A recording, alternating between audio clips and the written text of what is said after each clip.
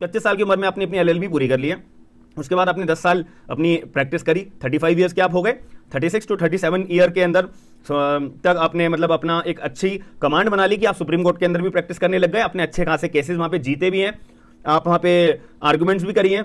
तब यहाँ पे एक पॉइंट आता है कि आप सीनियर एडवोकेट का डेजिग्नेशन पाने के लिए हकदार रखते हो। जी हाँ। नमस्कार दोस्तों, आज इस वीडियो के अंदर मैं आपको एक बहुत जरूरी पॉइंट डिस्कस करने वाला हूं। अगर आप एक एडवोकेट हो, जूनियर एडवोकेट हो या आप एक्सपीरियंस एडवोकेट हो, आपको अपने नाम के आगे एक टैग चाहिए होता है अपनी लाइफ के अंदर ड्यूरिंग योर प्रैक्टिस। अगर आप एक प्रैक्टिसिंग एडवोकेट हो ना, तो एक टाइम आने पे आपको कभी ना कभी जरूरत जरूर पड़ेगी अपने नाम के आगे सीनियर डेजिग्नेशन लगाने के लिए कि अब आप सीनियर एडवोकेट बन चुके हो। अब वो पाया कैसे जाता है, इसी के रिगार्डिंग अभी 2017 के अंदर Indira Jaising versus Supreme Court of India 2017 में सुप्रीम कोर्ट ने एक जजमेंट अपना प्रोनाउंस करा था। और 2018 के अंदर जो 2017 में जजमेंट में जो रूल्स गाइडलाइंस फ्रेम करी थी वो 2018 में एनफोर्स कर दी गई थी। अब इसी के रिगार्डिंग सुप्रीम कोर्ट ने अभी कल की अपनी फ्राइडे के दौरान हियरिंग के दौरान सुप्रीम कोर्ट ने एक बहुत अच्छी बात क्लैरिफाई करी है कि भाई देखो, आप लोगों को भी पता होगा कि ज्यादातर जो सीनियर डेजिग्नेशन का एज एन एडवोकेट का जो टैग लगता है वो 45 साल की उम्र क्रॉस करने के बाद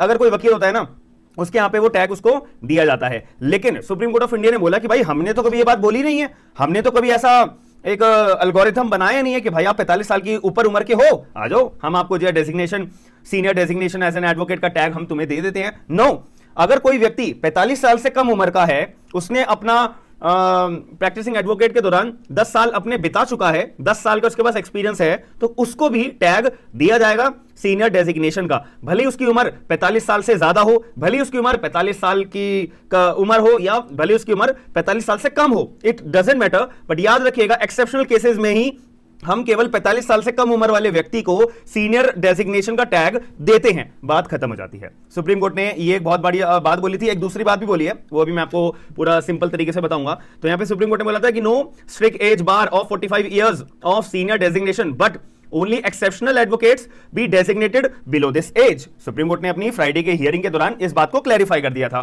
सुप्रीम कोर्ट के सामने ये बात इसलिए आई थी क्योंकि 2017 में सुप्रीम कोर्ट ने एक अपनी जजमेंट प्रोनाउंस करा था गाइडलाइंस को फ्रेम करते हुए सीनियर डेजिग्नेशन के लिए, Indira Jaising versus Supreme Court of India के लिए। तो यहां पे अभी फ्राइडे को पहले से केस लिस्ट हुआ रखा था कि जैसा आप जो आपने 2017 के अंदर गाइडलाइंस बनाई थी ना यार, उसको आप मॉडिफाई कर दो थोड़ी बहुत। तो सुप्रीम कोर्ट ने इस हियरिंग के सुनते दौरान एक बात ये बोली थी। दूसरी बात सुप्रीम कोर्ट ने बोली थी कि भाई देखो, 10 साल का जो हम तुम्हारा एक्सपीरियंस काउंट करेंगे ना, तो एक्सपीरियंस काउंट करने का मतलब ये है कि हम आपका जो है अपीयरेंस चेक नहीं करेंगे कि मान लेते हैं आप 100 केसेस के अंदर आप एज अ सपोर्टर के रूप में आप कोर्ट के अंदर अपीयर हुए हो, तो इसका मतलब ये माना जाएगा कि आप उस केस में कंटेस्ट करा था आपने, या आपने वहां पे आर्गुमेंट करे थे, या आपने कोई नेचुरल जस्टिस के क्वेश्चन रेज करे थे, आपने कोई रिलीफ क्लेम करवाई थी, आप केस जीते थे। नो, सुप्रीम कोर्ट ने बोला था, सुप्रीम कोर्ट ने अभी पर्टिकुलर फ्राइडे की अपनी हियरिंग के दौरान क्लियर शब्दों में बोला है, it suggested that mere presence in a matter would not be sufficient to give the tag of senior designation. कि आप कोई मैटर में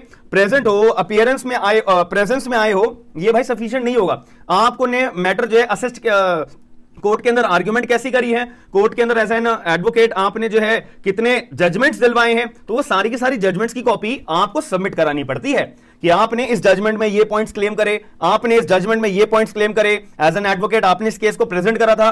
केवल आप केस में प्रेजेंस से ये सफिशिएंट नहीं माना जाएगा। बस सुप्रीम कोर्ट ने इतनी सी बात बोल दी थी कि it observe that assessment is required to be made of the role played by the candidate यानी कि advocate in a proceedings are also be considered the same to be indicated in the application. It suggested that mere presence in a matter would not be sufficient. आप बस ये बोलो जैसा देखो मेरे को आप सीनियर एडवोकेट का टैग दे दीजिए, मेरे पे 10 साल का एक्सपीरियंस भी है और 45 साल से ज्यादा उम्र का भी हूं। देखो जैसा ये 5 जजमेंट है, इसमें मैं प्रेजेंट था, ठीक है, इन जजमेंट्स में मेरा भी नाम है, मैं प्रेजेंट था। सुप्रीम कोर्ट ने बोला भाई आप प्रेजेंट थे वो सफिशिएंट नहीं है, आपने मुद्दे क्या क्या छेड़े, आपने आर्गुमेंट क्या क्या छेड़ी, कौन कौन से जजमेंट्स में आपने रिलीफ क्लेम करवाई है, एक्सेट्रा एक्सेट्रा।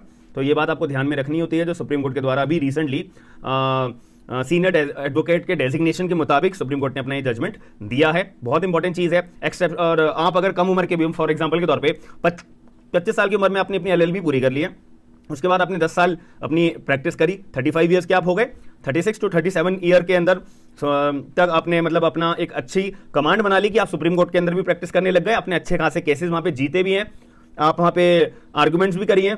तब यहां पे एक पॉइंट आता है कि आप सीनियर एडवोकेट का डेजिग्नेशन पाने के लिए हकदार रखते हो। जी हां, आप रखते हो। आप अगर एक्सेप्शनल केसेस में आते होंगे, बिल्कुल आपको जो है पूरा का पूरा सीनियर एडवोकेट के डेजिग्नेशन का जो टैग है वो जरूर मिलेगा, याद रखिएगा। हम तो इस वीडियो के अंदर जो मैंने आपको जानकारी दी है, तो अगर ये जानकारी आपको इंपॉर्टेंट लगी है, समझ में आई है, तो वीडियो को लाइक जरूर करिएगा और लोगों तक शेयर करके ये जो अवेयरनेस है और जो सुप्रीम कोर्ट ने एक नया पॉइंट क्लैरिफाई करा है for the designation of senior advocate, तो आप शेयर करके लोगों तक अवेयर जरूर करिएगा। हम मिलते हैं नेक्स्ट वीडियो के अंदर। थैंक यू, धन्यवाद।